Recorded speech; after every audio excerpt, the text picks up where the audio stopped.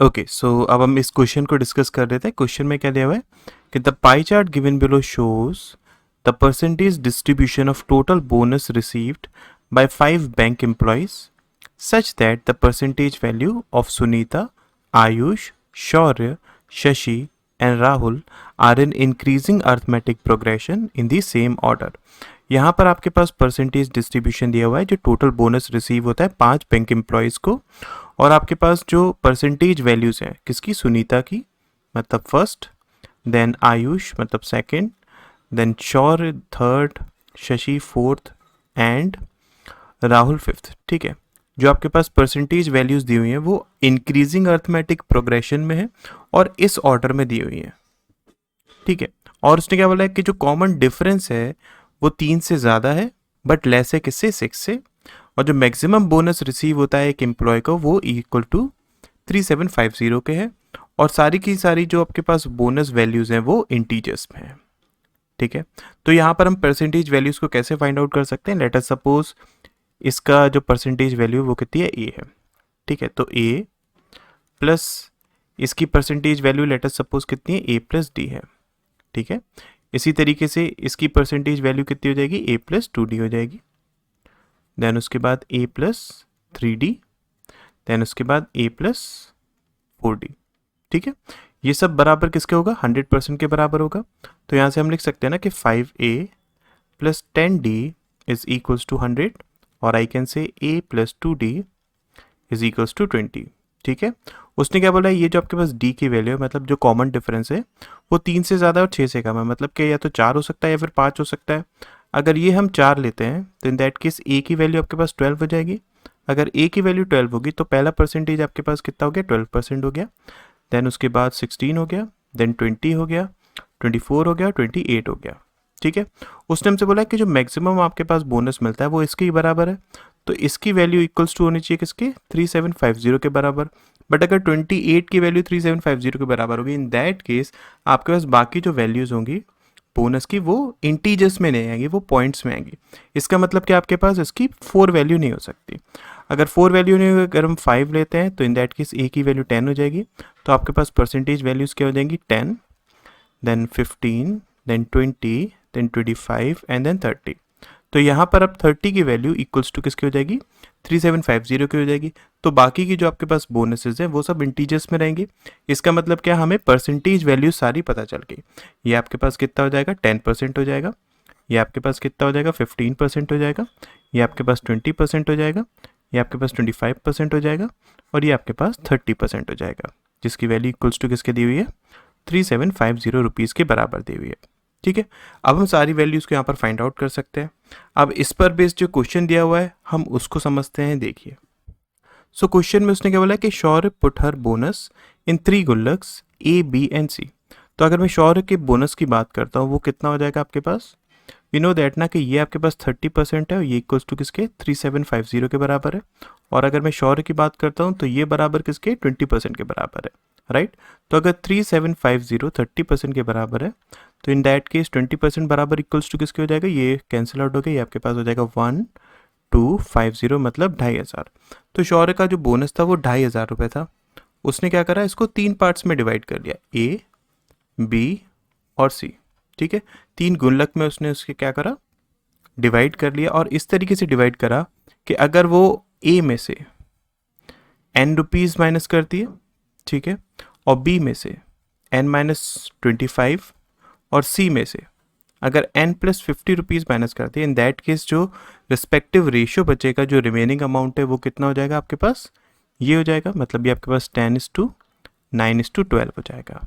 ठीक है, उसने हमसे क्या पूछा है कि find the difference between the maximum amount she can take out from गुल्लक बी। ठीक है, तो गुल्लक बी से अगर हम देखें मतलब क्या, n-25। ठीक है, तो n-25 मतलब क्या, इसकी मैक्सिमम वैल्यू क्या हो सकती है वो हमें फाइंड आउट करना है।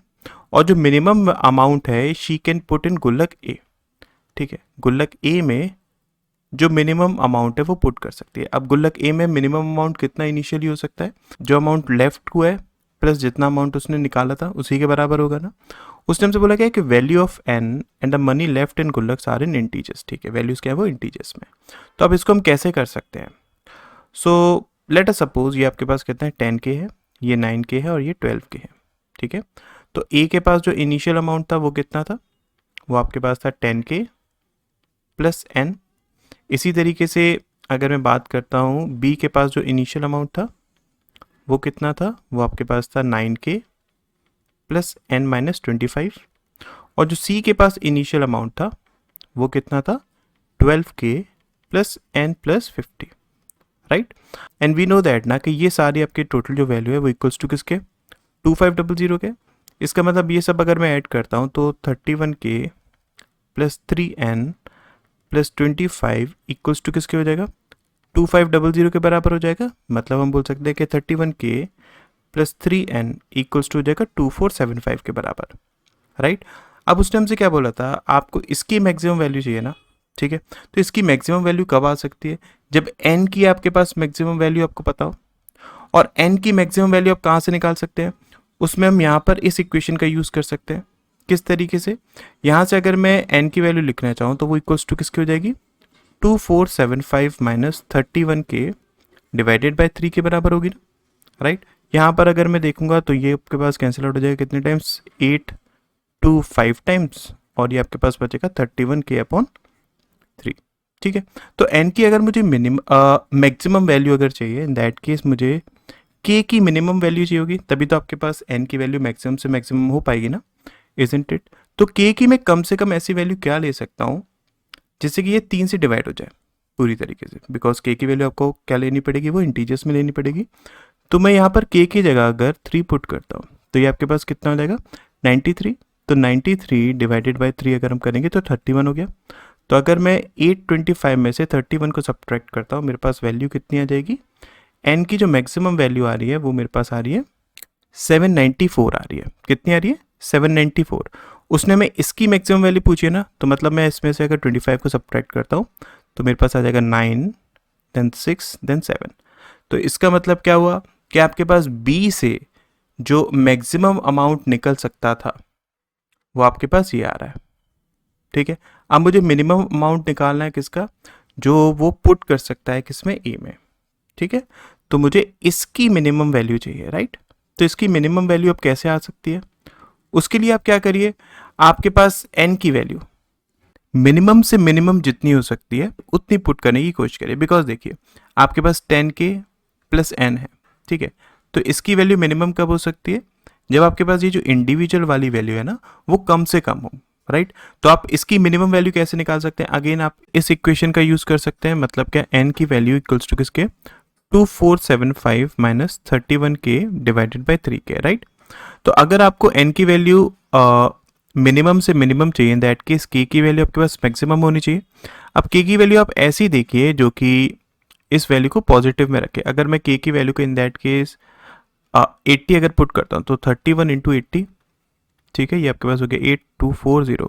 यहाँ पर आपके पास वैल्यू क्या है, ये इससे थोड़ी सी बड़ी है ना, तो आप 80 से कम ले लीजिए। अब देखिए नीचे आपके पास 3 है, तो ये 2475 तो 3 से पूरी तरीके से कैंसिल आउट हो जाएगा, बट ये 31 आपका 3 से कैंसिल आउट नहीं हो रहा है। तो k की वैल्यू ऐसी होनी चाहिए जो कि 80 से क्या हो, छोटी हो और 3 से डिविजिबल हो। तो वो क्या हो सकती है k की वैल्यू आपके पास, या तो 78 हो सकती है, 75 हो सकती है, या फिर 72 हो सकती है, ठीक है।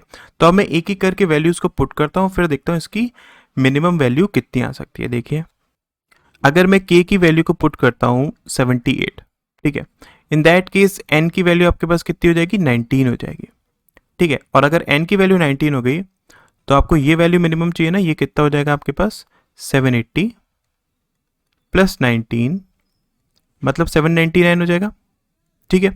अगर मैं k की वैल्यू को 75 पुट करता हूँ, इन दैट केस n की वैल्यू आपके पास 50 हो जाएगी। तो ये आपके पास वैल्यू कितनी हो जाएगी, ये हो जाएगी 750 प्लस 50 मतलब आपके पास हो जाएगा कितना 800, ठीक है।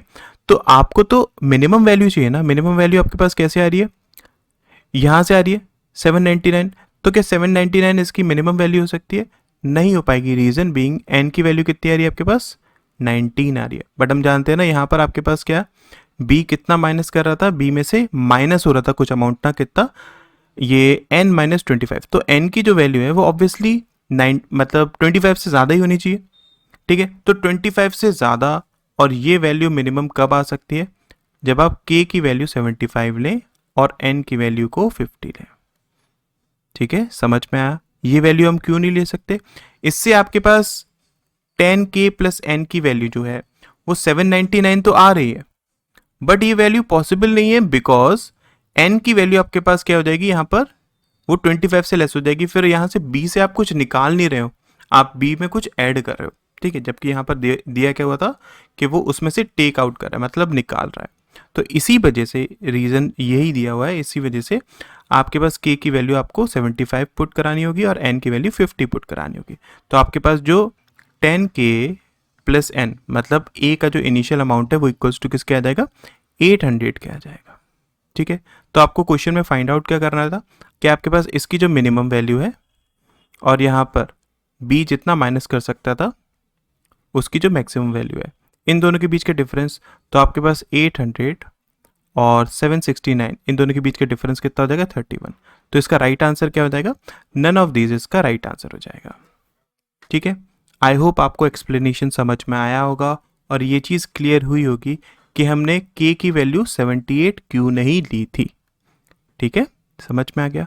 Thank you so much.